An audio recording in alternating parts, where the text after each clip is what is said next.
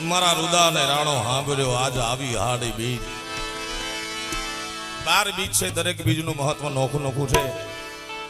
પણ મેં વિદ્વાનો પાસેથી સાંભળેલી વાત છે આ યુગની વાત નથી આ તો વર્ષો પહેલાની વાત છે જ્યારે ટેલિફોન નહોતા કોઈ જાતનો પત્ર વ્યવહાર નહોતો પ્રેમજી મહારાજ એ સમયમાં આ હાડી બીજ ઈ પ્રેમીઓની બીજ હતી બાપ पीयू बसे पहाड़ में मैं यमुना के तीर अब तो मिलना मुश्किल है मेरे पांव पड़ी जंजीर